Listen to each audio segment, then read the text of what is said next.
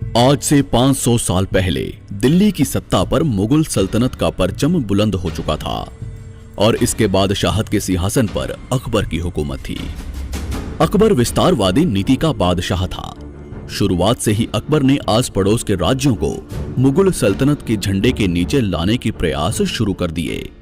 पूर्व को जीतने के बाद अकबर ने अपने पश्चिम अभियान में राजपुताने की रियासतों पर मुगल ध्वज फहराने की शपथ ली। इसी के तहत राजपुताने में सबसे पहले आमेर रियासत ने अपनी पगड़ी उतारकर अकबर की बादशाहत वाली मुगल सत्ता को स्वीकार कर लिया। शुरू में तो राजपुताने की दूसरी रियासतों ने आमेर रियासत को एक तुर्क की अधीनता स्वीकारने पर धिक्कारना शुरू कर दिया, पर बाद में धीरे धीरे इन रियासतों ने भी अकबर की सत्ता को स्वीकार कर लिया। जब राजस्थान की बड़ी बड़ी रियासतें अपनी मदमस्त शान को गुलामी की बेड़ियों में बांधने में लगी हुई थी, उस वक्त मात्र मेवाड़ अपने स्वाभिमान की चमक बिखेरते हुए पूरी दुनिया के साथ खड़ा था। इस समय मेवाड़ पर राणा उदय सिंह का शासन हुआ करता था, जिन्होंने अपने पूर्वजों की भांति किसी की अधीनता को स्वीकार नहीं किया। इन्होंने अकबर को पत्र भिजवाया कि हमारे राजा सिर्फ भगवान एकलिंग जी हैं, हम तो मात्र उनके दीवान हैं। पर फिर भी अकबर ने राणा उदय सिंह पर भारी दबाव बनाना शुरू कर दिया। आस पड़ोस के राजाओं को उदय सिंह के पास भेजा जाने लगा। इन्हीं परिस्थितियों में दिन गुजरते रहे और एक दिन अचानक मौसम बदलने लगा। बादलों की घमासान गर्जना के बीच राणा उदय सिंह की सबसे बड़ी रानी माता जयवंता बाई ने एक पुत्र को जन्म दिया। मजबूत बदन, बड़ी आंखें, मुस्कान बिखेरता चेहरा बड़ा मनमोहक लग रहा था। राणा उदय सिंह ने महल की औरतों से अपनी रानी के हालचाल पूछे। तभी पाली की दासियों ने जवाब दिया, शेरनी ने शेर को जना है। नीले घोड़े रा असवाद म्हारा मेवाड़ी सिरदार राणा सुनता ही जा जो दी। राणा पुत्र पाकर बड़े खुश होने लगे। वे कभी राणा कुंभा के बनाए विजय स्तंभ को देखने दौड़ते तो कभी बप्पा रावल की तलवार को प्रणाम करने। सरदारों ने पूछा, हुकुम, कुंवर जी का नाम क्या होगा? राणा शांत होकर बोले, जिस तरह सूरज अपनी चमक से धरती को रोशन करता है, उसी तरह मेरा पुत्र अपने शौर्य के प्रताप से मेवाड़ को रोशन करेगा। अतः इसका नाम प्रताप होगा, कुंवर प्रताप सिंह सिसोदिया। माता जयवंता बाई कृष्ण भक्त थी। उन्होंने शुरू से ही कुंवर प्रताप को भगवान कृष्ण और महाभारत की युद्ध कलाओं का ज्ञान दिया। रानी जयवंता बाई कुंवर प्रताप को बताती कि किस तरह उनके दादा राणा सांगा ने अपनी तलवार की धार से दिल्ली की बादशाहत को रक्त से नहलाया, किस तरह उनके परदादा बप्पा रावल का शौर्य के रक्त में नहाया हुआ कलेजा जब अरब की धरती पर गरजा तो आने वाले 400 सालों तक कोई भी विदेशी भारत की तरफ आंख उठाने की हिम्मत नहीं कर पाया। सिसोदिया वंश के इस अतीत को सुनते हुए प्रताप बड़े होने लगे।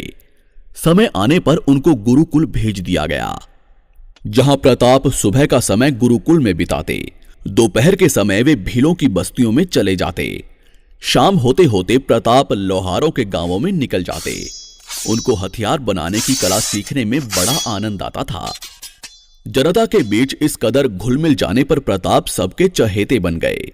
भीलों ने उनको कीका कहकर बुलाया, तो वहीं लोहारों ने उनको अपना राजा मानना शुरू कर दिया। कुंवर प्रताप बचपन से ही वीर, स्वाभिमानी और हठी स्वभाव के थे। उनका शरीर सामान्य बच्चों से कई गुना मजबूत था। उन्होंने छोटी सी उम्र में ही अफगानियों की बस्ती पर धावे बोलने शुरू कर दिए। मेवाड़ से होकर गुजरने वाली मुगल सेना पर वे गुलेल से हमला कर देते। कुंवर के इन कारनामों को देखते हुए सबको लगने लगा था कि बड़े होने पर वे महापराक्रमी योद्धा बनेंगे और प्रताप ही भविष्य में मेवाड़ के राणा बनेंगे। उदय सिंह जी की कई रानियां भी थी, जिनसे उनको कुल 33 संतानें थी, पर उदय सिंह जी की सबसे प्रिय रानी थी धीरबाईसा। इनकी बात को राणा उदय सिंह अधिक महत्व देते थे। इन्हीं के कहने पर राणा उदय सिंह जी ने इनके पुत्र जगमाल को मेवाड़ का भावी राणा घोषित कर दिया। शास्त्रों के अनुसार सदैव बड़ा पुत्र ही राजा बनता है, पर सागर जैसे विशाल हृदय वाले कुंवर प्रताप ने पिता के इस आदेश को मानते हुए छोटे भाई जगमाल को राजसत्ता देना स्वीकार कर लिया। किंतु सभी सामंत, सरदार और राज्य की जनता ने उदय सिंह के फैसले पर विरोध किया। वे कुंवर प्रताप को ही अपना राणा मानते थे। समय के साथ राणा उदय सिंह का स्वास्थ्य बिगड़ने लगा और सन 1572 आते आते उनका स्वर्गवास हो गया। उनके अंतिम संस्कार में कुंवर प्रताप सहित मेवाड़ का प्रत्येक व्यक्ति आया, पर कुंवर जगमाल इस समय महल में अपना राज्याभिषेक करवा रहा था। ऐसी संकट की घड़ी में जगमाल के अपने पिता के अंतिम संस्कार में उपस्थित न होने के कारण सभी सरदारों ने यहीं गोगुंदा की पहाड़ियों पर रक्त से मेवाड़ के असली हुक्म श्री कुंवर प्रताप का राज्याभिषेक कर दिया। सरदार रावत कृष्णदास चुंडावत ने राणा प्रताप की कमर में तलवार बांधते हुए ललकार लगाई, मेवाड़ मुकुट केसरी कुंवर प्रताप सिंह आज से मेवाड़ के राणा हैं। यहीं से राणा प्रताप ने अपने सरदारों के साथ कुंभलगढ़ की तरफ कूच किया। राणा के आने की खबर सुनकर छोटा भाई जगमाल राजगढ़ी छोड़कर अकबर की शरण में भाग गया, जिसके बाद साल 1573 को कुंभलगढ़ की राजगद्दी पर वीर शिरोमणि महाराणा प्रताप का विधिवत रूप से राज तिलक कर दिया गया। कौन है ये महावीर जिसे दुनिया ने मेवाड़ मुकुट हिंदुआ सूरज के नाम से नवाजा? मेवाड़ की राजगद्दी पर बैठने वाले महाराणा प्रताप एक ही वार में घोड़े सहित दुश्मन को काट डालते थे। वो परम स्वाभिमानी शिव भक्त थे, जिनके नाम से ही दिल्ली की बादशाहत कांप जाया करती थी। उन्होंने जंगलों में रहना स्वीकार कर लिया, पर कभी अकबर की गुलामी स्वीकार नहीं की। 72 किलो का भाला, 81 किलो के छाती कवच और 208 किलो के भारी वजन के साथ महाराणा युद्ध भूमि में निकलते, जिनके रौद्र रूप को देख सामने वाला दुश्मन अपना रास्ता पलट देता। हल्दी घाटी के युद्ध में विशाल मुगल सेना को जबरदस्त टक्कर दी। दिवेर के युद्ध में मुगल सत्ता को घुटनों पर ले आए। अपनी छापामार युद्ध नीति के दम पर मेवाड़ को फिर से आजाद करवाकर केसरिया ध्वज लहरा दिया। मुगलों के 36 किलों को जीतकर 40,000 मुगलों को आत्मसमर्पण के लिए मजबूर कर दिया, जिनके भाले की नोक से शत्रु का रक्त कभी सूखा नहीं, जिनकी तलवार ने कभी पराजय का मुंह देखा नहीं। ये गाथा है उस महाराणा की जिसके सामने हर भारतीय बारंबार नतमस्तक होता है। ये गाथा है रुद्र रूप एक लिंग अवतारी महाराणा प्रताप की। आइए डिमांडिंग पंडित के साथ देखते हैं हुकुम श्री महाराणा प्रताप के इतिहास से जुड़े उन अनसुलझे पन्नों की पूरी दास्तान। मेवाड़ी राणा सुनता ही जा जो। फरवरी 1572 को महाराणा हुकुम ने मेवाड़ की राजगद्दी संभाली। इस समय मेवाड़ की स्थिति काफी खराब थी। पिता उदय सिंह जी के समय मुगलों के साथ हुए युद्ध में मेवाड़ की पूरी व्यवस्था बेहाल हो चुकी थी, खजाना खाली था और चित्तौड़ सहित मेवाड़ के बड़े भाग पर मुगलों का अधिकार हो चुका था और अकबर मेवाड़ के बचे हुए इलाके पर भी अपना अधिकार करना चाहता था। महाराणा प्रताप ने राजा बनते ही अपने समस्त सरदारों को बुलाया और उनसे कहा कि रघुकुल मान सदैव ऊंचा रहेगा। मेवाड़ की छाती पर लहराता मुगल ध्वज मेरा कलेजा चीर देता है। बहुत जल्द हवाओं का रुख बदलेगा। मेवाड़ पर केसरिया ध्वज पूरी शान से लहराएगा। मेवाड़ का भविष्य जरूर चमकेगा। मैं शपथ लेता हूं, जब तक मेवाड़ को पूर्ण स्वतंत्र नहीं करवा लेता तब तक मैं शांत नहीं बैठूंगा। राजमहलों में नहीं रहूंगा, पलंग पर नहीं सोऊंगा, सोने चांदी के बर्तनों में भोजन नहीं करूंगा। मेरे वीरों, स्वाभिमान की दहाड़ से हमारा टकराव अब विशाल फौजों से होगा, तैयार हो जाइए। सभी सरदारों ने प्रतिघात के स्वर में अपनी तलवारें लहराई। पूरा दरबार महाराणा प्रताप की जयकारों से गूंज उठा। इसी के साथ महाराणा प्रताप ने अपनी सेना को संगठित करना शुरू किया। उन्होंने मेवाड़ के भीलों के गांवों का दौरा किया, भील योद्धाओं को अपने साथ जोड़ना शुरू किया। लोहारों को हथियारों के जखीरे बनाने का काम सौंपा गया। सरदारों को प्राचीन युद्ध कलाओं का अभ्यास करवाया जाने लगा। महाराणा प्रताप द्वारा सेना निर्माण के समाचार दिल्ली के बादशाह अकबर तक पहुंचने लगे। अकबर ने भी राणा प्रताप को रोकने की पूरी तैयारियां शुरू की। उन्होंने महाराणा प्रताप से अपनी अधीनता स्वीकार करवाने के लिए अपने दूत भेजने शुरू किए। इसी के साथ अकबर ने अपने दरबार के सबसे चतुर और वाकपटु दरबारी जलाल खां कोरची को महाराणा प्रताप के पास मेवाड़ भेजा। पर महाराणा प्रताप ने अधीनता की बात सुनकर जलाल को तुरंत रवाना कर दिया। इसके 1 साल बाद अकबर ने आमेर के राजा मान सिंह को महाराणा प्रताप के पास भेजा। इस समय महाराणा प्रताप उदयपुर में थे। मान सिंह सीधा उदयपुर आ गया। महाराणा हुकुम ने मान सिंह का एक अतिथि की तरह सत्कार किया। महाराणा प्रताप उदय सागर झील तक मान सिंह का स्वागत करने के लिए आए। इस झील के सामने वाले टीले पर आमेर के राजा के लिए दावत की व्यवस्था की गई थी। भोजन तैयार हो जाने पर मान सिंह को बुलावा भेजा गया। महाराणा प्रताप ने अपने पुत्र अमर सिंह को अतिथि की सेवा के लिए लगा दिया, पर महाराणा प्रताप भोजन के लिए नहीं आए। मान सिंह द्वारा हुक्म के बारे में पूछने पर अमर सिंह ने बताया कि पिताजी को सर दर्द है, वे नहीं आ पाएंगे, आप भोजन करके विश्राम करें। मान सिंह ने भौहें तानते हुए कहा कि राणा जी से कहो कि उनके सर दर्द का कारण मैं समझ गया हूं। मान सिंह ने राणा प्रताप के बिना भोजन स्वीकारने से मना कर दिया। तब राणा प्रताप ने उन्हें संदेश भेजा कि जिस राजपूत के संबंध एक तुर्क से हों, उनके साथ भला कौन राजपूत भोजन करेगा। अब मान सिंह जवाब देने की स्थिति में नहीं था, क्योंकि राणा प्रताप ने तो उन्हें बुलावा भेजा ही नहीं था। मान सिंह ने भोजन को छुआ तक नहीं, केवल चावल के कुछ कणों को जो अन्न देवता को अर्पण किए थे उन्हें अपनी पगड़ी में रखकर वहां से चला गया। घोड़े पर बैठकर मान सिंह ने राणा प्रताप से कहा कि दिल्ली की बादशाहत को अस्वीकार करना एक संघर्ष को चुनौती है।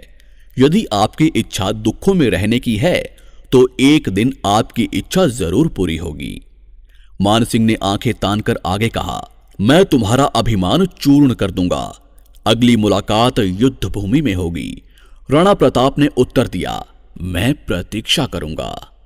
ऐसे ही अकबर ने महाराणा प्रताप के पास अपने 4 दूत भेजे, पर महाराणा प्रताप ने अकबर की अधीनता स्वीकार नहीं की। महाराणा प्रताप द्वारा अधीनता स्वीकार न करने पर सन 1576 में अकबर अपने सभी सेनापतियों के साथ अजमेर आ धमका। यहां अकबर ने मान सिंह को 1 लाख की विशाल मुगल सेना का सेनापति घोषित किया। 3 अप्रैल 1576 को मान सिंह विशाल मुगल फौज लेकर मेवाड़ विजय के लिए निकल पड़ा।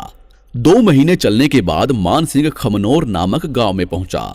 महाराणा प्रताप के भील सिपाहियों ने अपने राणा को संदेश भिजवाया कि हुक्म मान सिंह असंख्य मुगल सेना को लेकर मेवाड़ की तरफ बढ़ रहा है। पर महाराणा प्रताप तो कब से अपनी तलवार की धार मजबूत कर ही रहे थे। वे भली भांति जानते थे कि युद्ध अवश्य होगा। इधर मान सिंह बनास की नदी के मैदानों में आ पहुंचा। मान सिंह ने यहां मोलेना गांव में अपना डेरा लगाया। दूसरी तरफ महाराणा हुकुम ने अपनी 20,000 की सेना के साथ उससे 6 मील सामने लोसिंग गांव में अपना पड़ाव डाला। विशाल मुगल सेना में राजपूत और मुगल थे, जबकि महाराणा प्रताप की सेना में राजपूत, भील पठान और लोहारों के गांवों के लोग थे। 18 जून 1576 को संसार के अनोखे युद्ध का आगाज हुआ। आकाश में घनघोर बादल थे और धीमी धीमी हवाएं चल रही थी। कभी कभी बिजली की तेज गड़गड़ाहट हो रही थी। इसी बीच मुगल सेना आगे बढ़ने लगी। तभी महाराणा प्रताप ने अपने हरावल दस्ते को शत्रु पर प्रहार करने के लिए आगे भेजा। हुकुम की हरावल सेना ने आगे बढ़ रही मुगल सेना के 3 हरावल दस्तों को पूरी तरह से नष्ट कर दिया। इस घनघोर हमले से घबराकर मुगल सेना का हरावल खेमा लूणकरण के नेतृत्व में भेड़ों के झुंड की तरह भाग निकला। अब मेवाड़ और मुगल सेना आमने सामने आ चुकी थी। तभी वीर विराट मेवाड़ मुकुट हिंदुआ सूरज महाराणा प्रताप ने युद्ध भूमि में प्रवेश किया। राणा श्री के युद्ध में आते ही मुगल खेमे में दहशत का माहौल फैल गया। महाराणा जिस ओर बढ़ जाते वहां शत्रुओं की लाशों के ढेर लग जाते। मुगलों ने पहली बार महाराणा प्रताप को देखा था, इससे पहले सिर्फ उनका नाम ही सुना था। बंदायूनी ने अपनी किताब में महाराणा प्रताप के संबंध में लिखा कि वो बहुत लंबे, मजबूत और ताकतवर थे। प्रताप हाथ में तलवार लेकर जब चलते थे तो ऐसा लगता था कि मानो आधी सेना को अकेले ही लेकर डूबेंगे। उनके चेहरे पर सदैव गुस्से की लकीरें चमकती रहती थी। युद्ध भूमि में शुरुआत से ही किसी मुगल सैनिक ने उनको छेड़ने की हिम्मत नहीं की।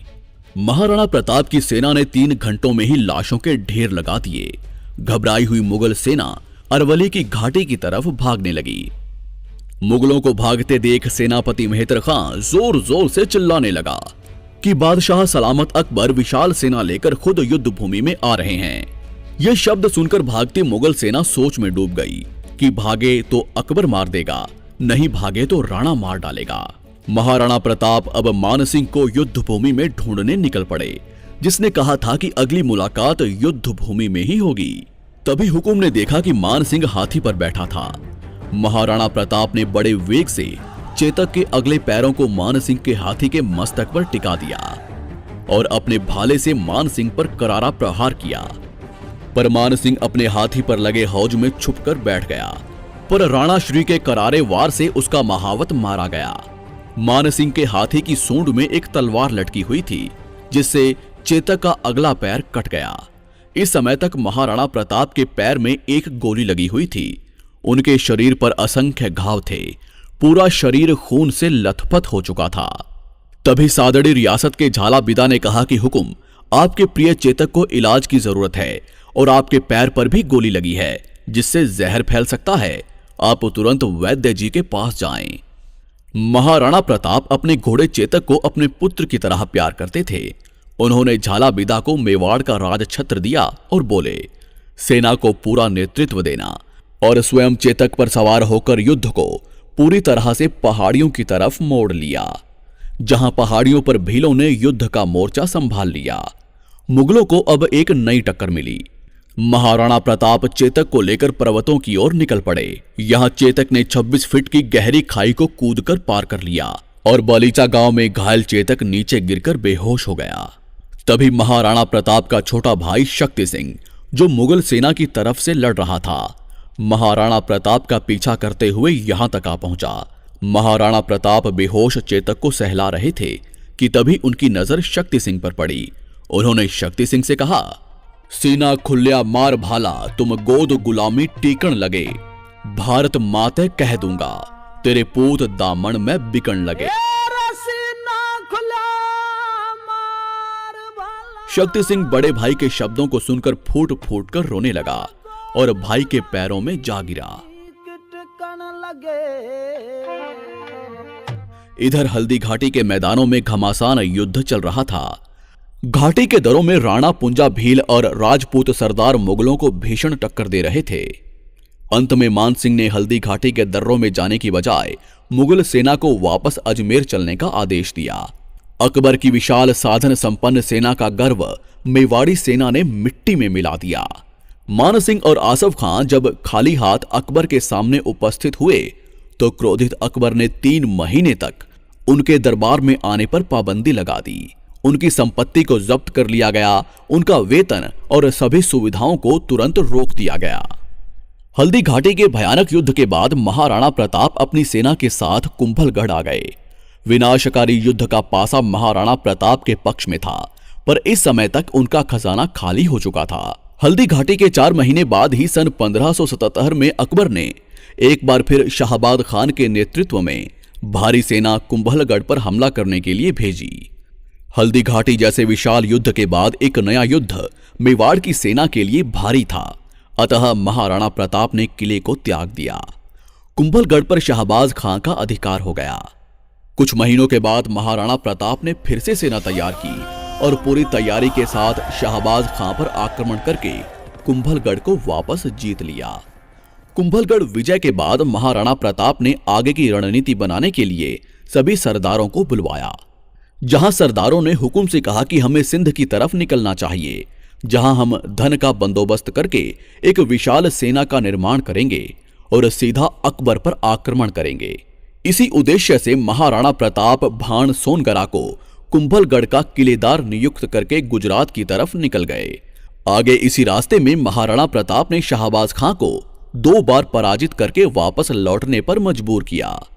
गुजरात पहुंचने के बाद महाराणा प्रताप ने चूलिया गांव में अपना डेरा लगाया, जहां परम दानवीर भामा शाह ने महाराणा प्रताप के लिए अपना खजाना खोल दिया। उन्होंने महाराणा प्रताप को 25 लाख रुपए की सहायता दी। इतने बड़े धन को पाकर हुकुम पुनः सेना की तैयारियों में जुट गए। बस यहीं से असली संघर्ष की शुरुआत होती है। महाराणा प्रताप ने सिंध जाने की बजाय पुनः मेवाड़ की तरफ कूच किया और सन 1582 में दिवेर के दर्रों में स्थित मुगल थानों पर आंधी के समान टूट पड़े।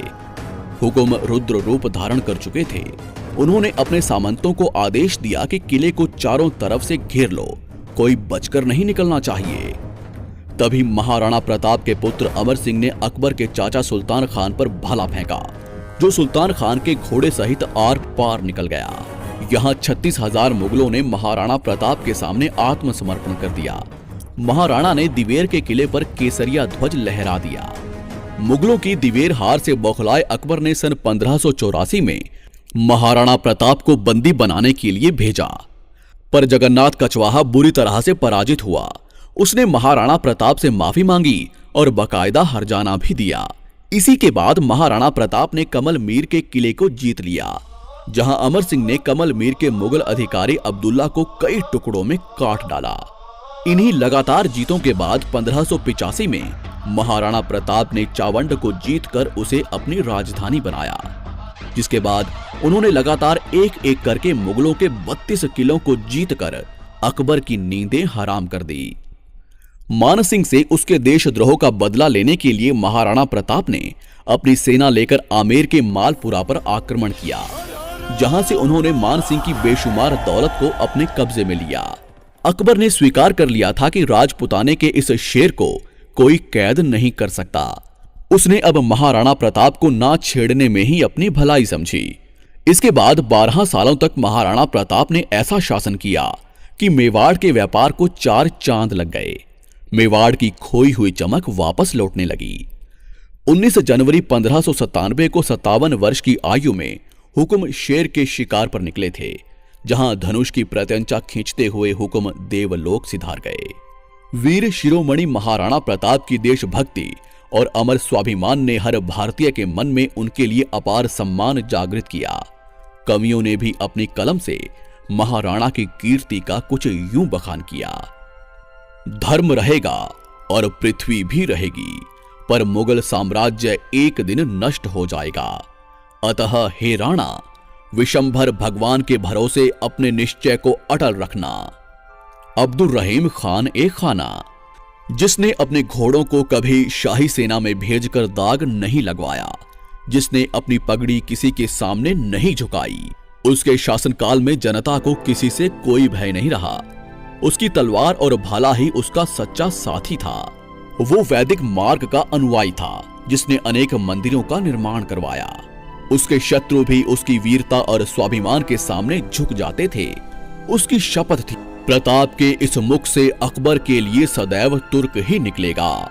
अतः हे राणा, जब जब भी कलम महाराणा प्रताप लिखेगी, तब तब सिर्फ महान, महान और महान ही लिखा जाएगा। दोस्तों, इस वीडियो को बनाने में बहुत मेहनत लगी है। कृपया इस वीडियो को अधिक से अधिक लाइक कीजिएगा। चैनल को सब्सक्राइब करके बेल आइकन जरूर दबाइएगा। आपका आभार, धन्यवाद।